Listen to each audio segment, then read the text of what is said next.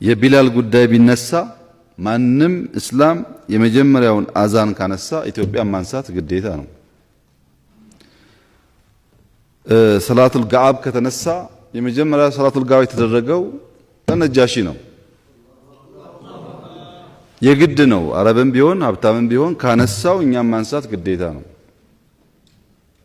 ሊካድ የሚችል ነገር አይደለም። አይመንም ብትሆን የተመሰከረላት እናት መሆኗ ሁሉን ነገር ተቀብለን መቼም እዛ ጋር ስንደርስ አንቀበልም ማለት አንችልም። ስለዚህ የሙስሊም ዋና ሀገር ነው የሚሉ ሰዎችም ቢሆኑ የኛ እናቶች የነሱን አባቶች እናት ሆኖ ማሳደጋቸው መካድ አይችሉም። ይሄ ታሪካችን ነው፣ እውነት ነው። ቅድም ብላችኋል። አወሉል ሂጅረተይን የሚባለው ከመዲና በፊት የተደረገው ወደኛ ነው። ይሄም መካድ አይቻልም። እነዚህ ሁሉ ግን ለኢትዮጵያ ሙስሊም የኩራት የክብር ከሌሎች ሙስሊሞች የመገናኛ ድልድይ መሆን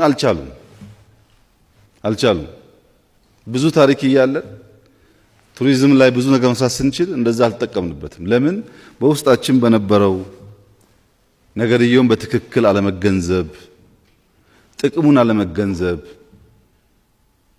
አሁን እኮ አንዳንድ ሀገር ሼክ ሀጂ እንዳሉት እኔ የመጣሁት ከነጃሽ ሀገር ነው ማለት ብቻ ብዙ በር ይከፍታል። ብዙ በር። ይሄን ባለማወቅ ብዙ ነገር እናጣለን እኛ። ይሄን ነገር የምንቀይርበት አሁን ማዕከሉ ሲሰራ ብዙ ታሪክ ይወጣል ብዬ ተስፋ አደርጋለሁ።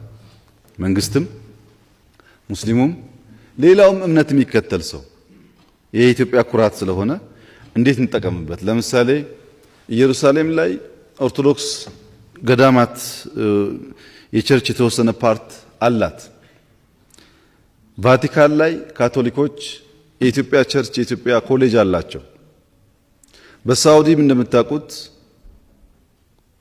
አባ ጅፋር ያሰሯቸው አንድ አይደሉም፣ ከአንድ በላይ ቦታዎች አሉ። በሁሉም ነገር ቢመጣ ኢትዮጵያ ሊያኮራ የሚችል ታሪክ ያላት ሀገር ናት። እነዚያን ታሪኮች መዞ ማውጣትና መጠቀም ለሙስሊም ብቻ ሳይሆን ለሁላችን። ለምሳሌ ዩኤኢ አሁን ብዙ ክርስቲያን ነው ያለው ሰራተኛ። እስላም ብቻ አይደለም የሚሄደው፣ ክርስቲያን ሆኖ የሚሄድ ሰው አለ።